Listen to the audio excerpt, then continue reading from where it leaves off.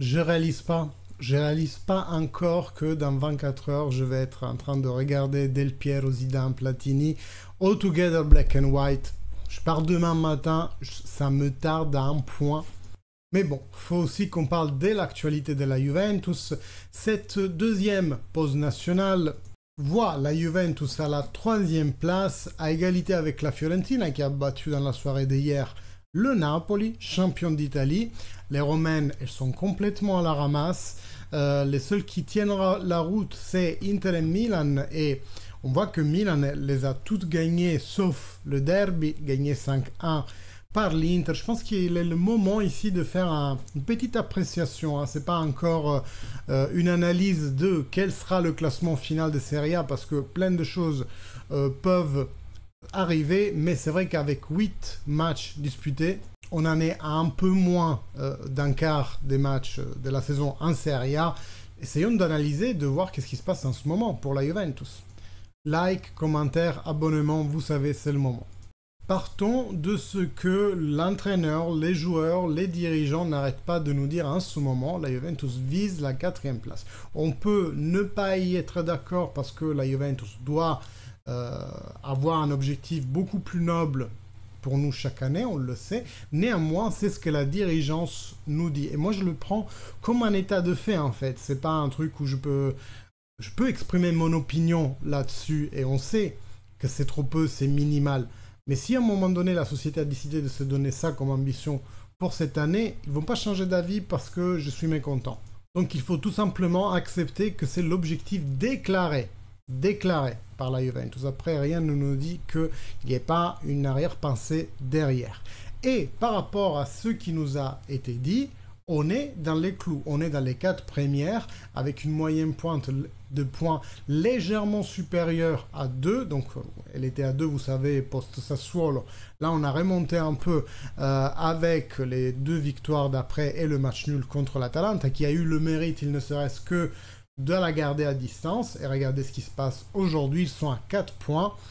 Je pense qu'on doit être factuel. Le fait que les Romaines se sont plantés en début de saison, le fait qu'on n'ait pas perdu contre l'Atalanta Bergamo, c'est des choses qui nous font penser que la 4e place en ce moment est un objectif envisageable. Le Napoli en ce moment, c'est pas le Napoli qui a gagné l'année dernière. D'ailleurs, je lisais aujourd'hui que Garcia pourrait être déjà éloigné. Mais tout ça pour vous dire, on est en ligne avec les objectifs que la dirigeance nous a déclarés. Maintenant, est-ce que cette Juventus peut faire plus? Ma réponse est bien entendu. On peut toujours faire mieux. L'effectif est en capacité de faire mieux. L'entraîneur, je sais qu'il peut lui aussi faire mieux. Il faut juste qu'il nous le montre à un moment donné. Depuis 3 ans, on a un peu marre. Mais j'ai envie de prendre cette situation actuelle de classement comme un espoir pour le futur. Je ne peux pas vivre la saison avec négativité. J'ai besoin de me dire que quand même, on est à la 3e place avec 8 matchs disputés, 5 victoires, 2 matchs nuls et donc une seule défaite. Oui, il y a des équipes qui ont fait mieux que nous, notamment le Milan, mais le Milan a fait le mercato avec notre argent, celui qu'ils ont gagné parce qu'ils ont fait la Champions League à notre place. Donc bon, à un moment donné, je ne vais pas leur jeter des fleurs parce qu'ils ont fait mieux que nous cette année. Et justement, le Milan sera l'équipe qu'on affrontera au retour de tout ça. Je ne sais pas si vous avez vu le match. En tout cas, ils n'auront pas à disposition Théo Hernandez et Maignan pour cette entrée assassine. Moi, j'aurais donné en plus 2-3 journées pour être sûr parce qu'il fait une intervention vraiment, vraiment dangereuse, je trouve. Un coup de Muay Thai qui aurait pu faire très mal. Donc voilà, situation de classement quand même assez bizarre puisque l'Inter ayant battu le Milan 5-1 se retrouve 2 points derrière le Milan lui-même. Nous, on va affronter le Milan étant à 4 distances, même si on gagne, on serait donc à 20, donc on resterait en dessous du Milan, mais un Milan qui, oui, est à la tête du classement, mais qui néanmoins a montré des défaillances et va peut-être en montrer encore plus à la rentrée sans Théo Hernandez et Maignan. La Juventus, quant à elle, s'offre une pause à peu près tranquille. On a su aujourd'hui que Dusan Vlahovic ne partira pas pour la nationale serbe. Au contraire, Chiesa, oui, lui, il ira. Et on sait que pour l'Italie, c'est un gros enjeu ces 2 prochains matchs pour la qualification à l'Euro. Dans tous les cas, Allegri va pouvoir travailler, entre guillemets, tranquillement à la Continasse pendant 2 semaines pour bien préparer ce match. Situation Pogba, rapidement, on a eu vent du fait que les nouvelles analyses, elles n'auraient pas trouvé, comme la première fois, des métabolites au testostérone, donc des substances qui sont dérivées de l'utilisation d'un testostérone venant de l'extérieur du corps. Ils auraient retrouvé l'hormone à la base du testostérone, donc je ne sais plus comment il s'appelle, mais le sigle c'est DA avec un H. En tout cas, c'est un proto-hormone qui peut être pris donc en amont et qu'après le corps va transformer en testostérone. Donc, ne nous l'aurons pas, même si c'est quelque chose d'autre qui a été découvert dans la deuxième analyse et non pas le testostérone comme en première intention, ça veut pas dire que c'est pas illégal. Tout comme le testostérone, c'était illégal ici, en Italie, et légal aux États-Unis. Donc là, le seul espoir, entre guillemets, pour Paul Pogba, c'est qu'on lui reconnaisse peut-être une naïveté ou quelque chose, il n'a pas fait exprès, il n'a pas vu, etc. Honnêtement, j'y crois trop peu, c'est pas comme le cas de Palomino de l'année dernière, mais c'est la seule chance pour laquelle il pourrait avoir, par exemple, 4 mois et non 2 ans, par exemple. Après, la Juventus, elle fait savoir que même avec 4 mois, elle se réserve tous les droits d'usage, donc ça ne veut pas dire que si c'est 4 mois, la Juventus le réaccueillera dans l'effectif, alors que si c'est 2 ans, on le chassera. Même avec 4 mois, on pourrait décider qu'on en a fini avec lui, puisqu'il nous a peut-être déçu trop, la fois de trop, voilà. Mais gardons à l'esprit que déjà, maintenant, Paul Pogba est payé au SMIC, le SMIC italien, 1400 € par mois, quelque chose comme ça. Non, peut-être moins qu'en France quand même.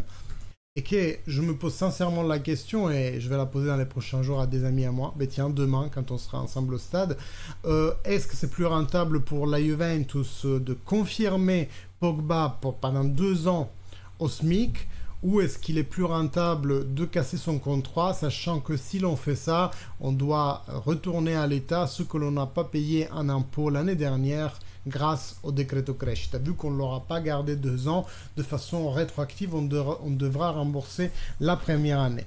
Je vais faire mes petits calculs et je reviens vers vous à ZAP. Dans tous les cas, les 2 options sont ouvertes à ce jour. Parlons juste pour terminer de Federico Gatti, parce que post-match Sassuolo, il a été vraiment très critiqué, lui, toute l'équipe, mais lui surtout, pour le grand n'importe quoi final. Là, c'est vraiment le bouquet final, c'est lui qui nous a un peu tous achevés. On était là tous comme Pablo Escobar à regarder ce ballon qui entrait à 2 à l'heure, même Chesney, ça fait un très beau mème cette image.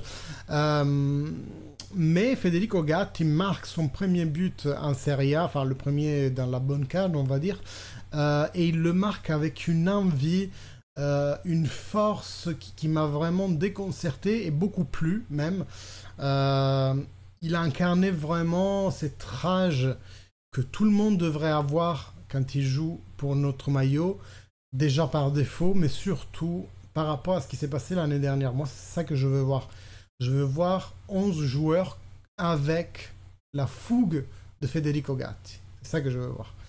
Donc le Abbiamo Fede qu'on raconte pour Federico Chiesa, on peut l'appliquer aussi à Federico Gatti. Ah, encore petite info, l'augmentation de capital qui a été approuvée par le conseil d'administration, elle sera active assez rapidement puisque Exor va mettre déjà sur la table 128 millions de sa poche en anticipation parce qu'il est actionnaire majoritaire de la Juventus, donc il met sa part en fait de façon anticipée pour déjà les éponger toutes les dettes. Et puis 10 mars nous fait savoir que la Juventus et Allegri se sont accordés pour l'achat d'un milieu de terrain déjà dans le mercato hivernal, ce qui fait penser que le restant des 200 millions pourrait être employé sur le mercato. Maintenant, il reste 60 73 millions après avoir épongé la dette résiduelle.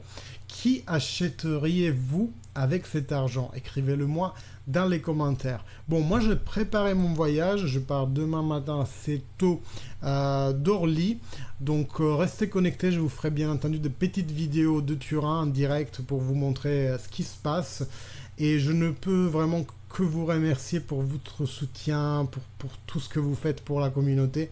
Merci d'être là, à souffrir ensemble pour cette Juve en ce moment vraiment trop au centre de la discussion. Merci a tous e fino alla fine, forza Juve.